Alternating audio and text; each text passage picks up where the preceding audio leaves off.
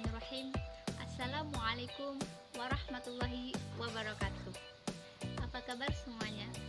Semoga sehat selalu ya. Perkenalkan, nama saya Mila Wardah Somita, NIM 530-102-00067, kelas SPIA, mata kuliah SPI Klasik dengan dosen pengampu Ahmad Faidi, Master Humaniora. Akan menjelaskan salah satu materi pelajaran SPI Klasik yang berjudul Periode Madinah.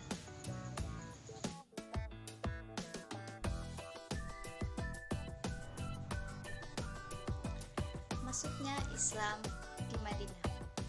Beberapa faktor yang membuat Islam mudah masuk ke Madinah. Yang pertama, penduduk Yasrib adalah orang yang paling dekat dengan agama Samawi. Yang kedua, kelompok Yahudi Yasrib sering mengancam orang-orang Arab atau suku-suku Yasrib terutama akan adanya kemunculan seorang nabi yang semakin dekat, dan Yahudi akan menurutinya kemudian mengusir orang-orang Arab tersebut.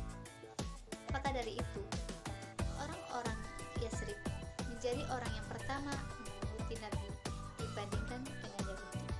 Yang ketiga, suku Aus dan Khazraj ketika itu dalam permusuhan yang akut. Suku Aus dan Khazraj di Yasrib masuk Islam melalui 3 gelombang. Yang pertama, terjadi pada tahun ke-10 kenabian. Mereka datang ke Mekah melakukan ziarah ke Baitullah. Nabi menyambutnya dan memperkenalkan diri dan melakukan pertemuan di Aqabah. Yang kedua, terjadi pada ke-12 kenabian. 12 laki-laki dan 1 wanita. Nabi melakukan perjanjian Aqabah pertama atau disebut perjanjian wanita.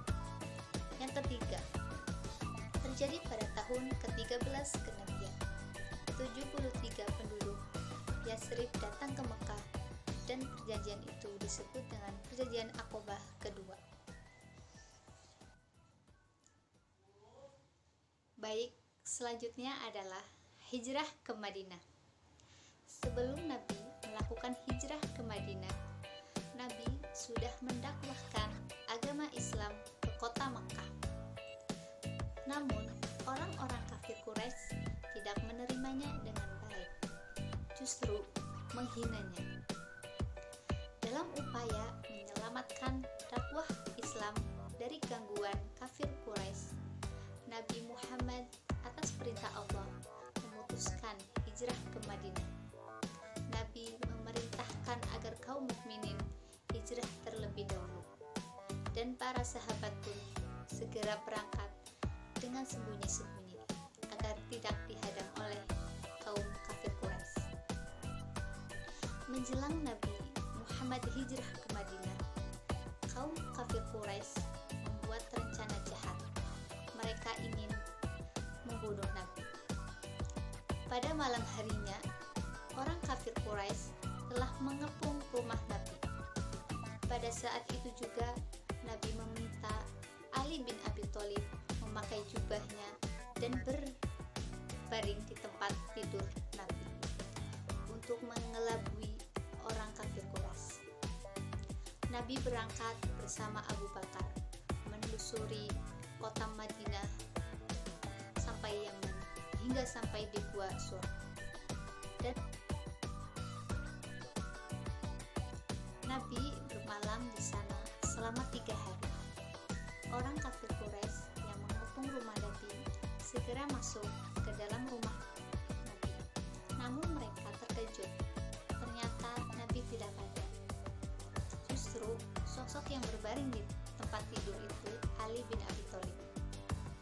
Dan mereka sangat marah, sehingga mereka menelusuri jalanan Madinah, Yaman, dan mereka memeriksa Gua Sur.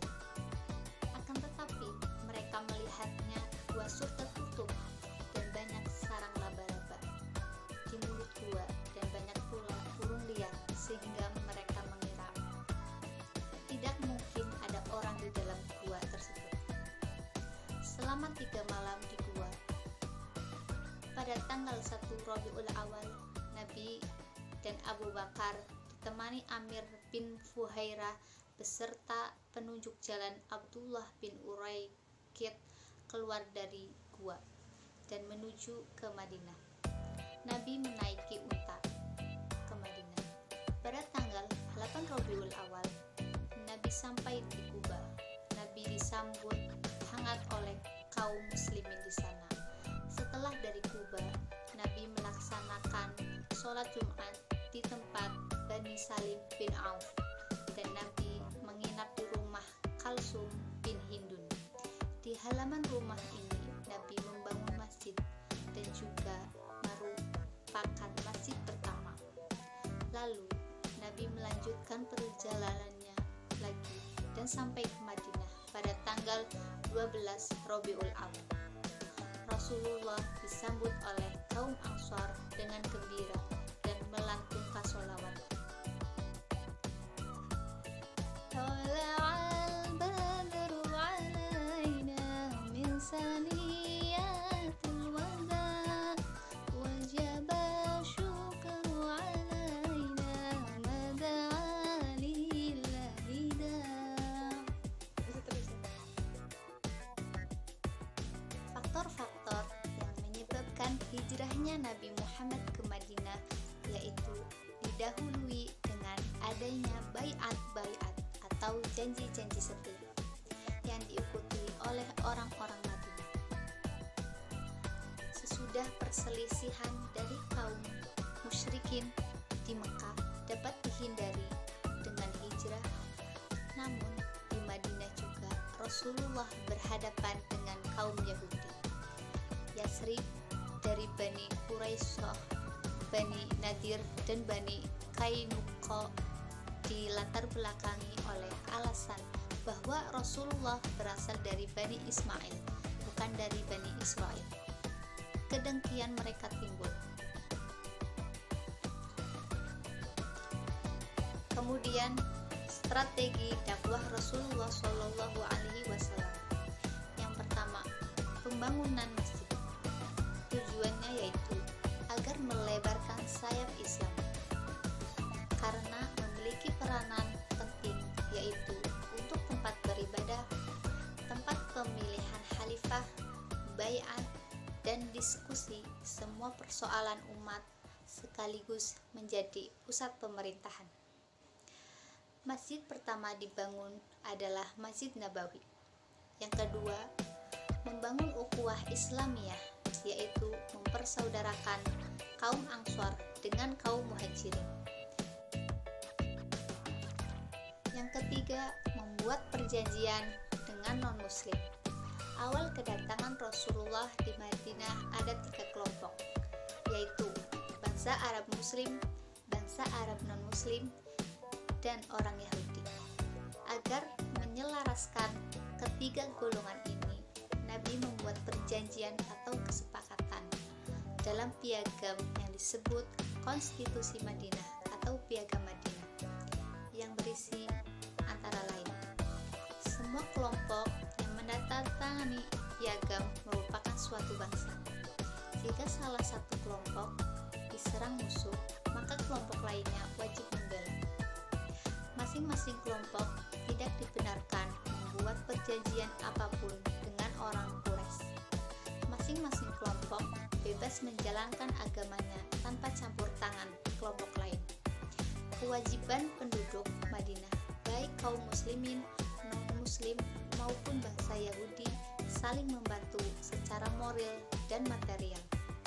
Nabi Muhammad adalah pemimpin seluruh penduduk Madinah, dan beliau yang menyelesaikan masalah yang timbul antar kelompok.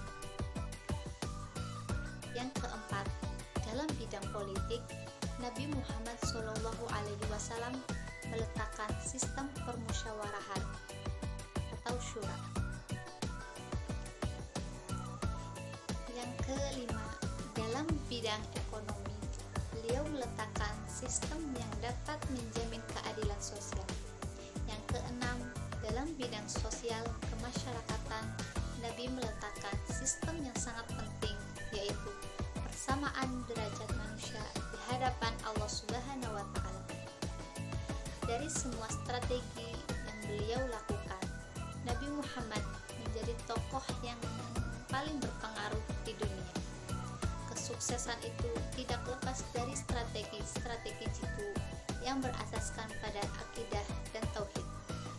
Strategi Rasulullah mendapat sambutan dari masyarakat karena tidak ada kekerasan, sehingga menjadikan Madinah sebagai negara Islam yang penuh kedamaian, keadilan, kesejahteraan, dan saling toleran dengan segala kemajemukan yang ada.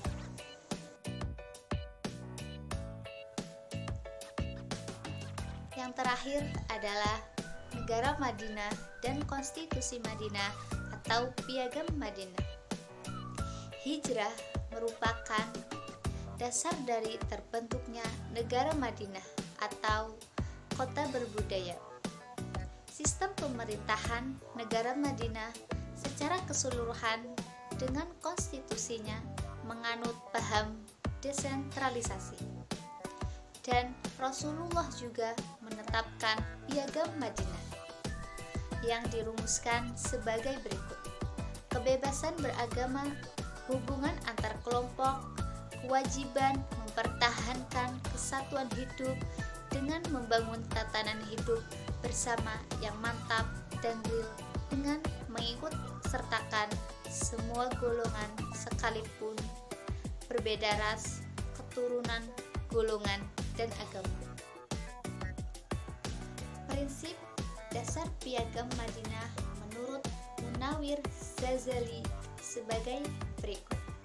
Yang pertama, semua pemeluk Islam. Yang kedua, hubungan antara anggota komunitas Islam dengan anggota komunitas lain didasarkan atas prinsip-prinsip. Yang ketiga, bertetangga baik.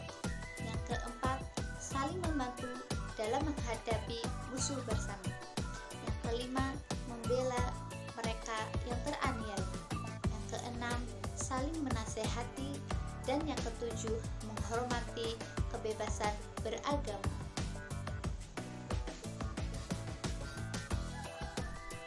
Nabi Muhammad SAW berhasil menyampaikan misi dakwah di Madinah.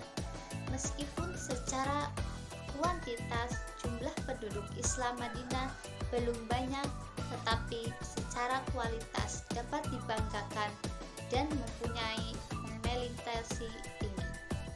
Di Madinah, Muhammad tidak hanya sebagai pemimpin keagamaan, tetapi juga pemimpin pemerintahan atau negara.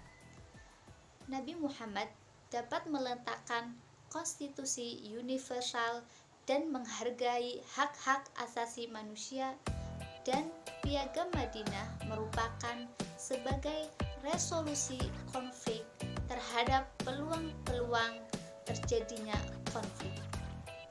Kepribadian Nabi Muhammad SAW lah yang menyebabkan keberhasilan dan ketidakpeduliannya dengan kepentingan materi dan ambisi pribadi. Toleransi dan menjunjung tinggi hak asasi manusia, tidak bersifat otoriter, menentukan kebijakan, selalu menerapkan prinsip-prinsip musyawarah dengan mempertimbangkan kepentingan semua pihak yang terlibat tanpa merugikan pihak lain dan tidak merubah keyakinan atau akidah. Kesimpulan yang dapat disampaikan dari materi tersebut adalah, sebelumnya kita harus mengetahui terlebih dahulu pengertian hijrah. Nah, hijrah berasal dari bahasa Arab yang artinya meninggalkan sesuatu, perbuatan, atau menjauhkan diri dari pergaulan atau berpindah dari suatu tempat ke tempat yang lainnya. Perjalanan hijrah Rasulullah SAW dari Mekah ke Madinah merupakan salah satu peristiwa penting dalam sejarah Islam. Hijrah Rasul menjadi bagian yang urgen dalam merencanakan dakwah Islam yang strategis dan kondusif. Terlebih penduduk Madinah yang siap dan setia mendukung Nabi Muhammad SAW, bahkan rela berkorban dengan seluruh harta, jiwa, dan raga mereka. Kesiapan itu yang menunjukkan keberhasilan Rasulullah dalam mementaskan jiwa primordialisme kesukuan, terutama di kalangan suku Aus dan Khazraj. Demikian materi yang dapat saya sampaikan.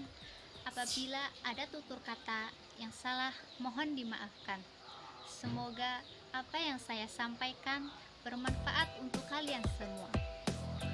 Wabillahi taufik wal hidayah. Wassalamualaikum warahmatullahi wabarakatuh.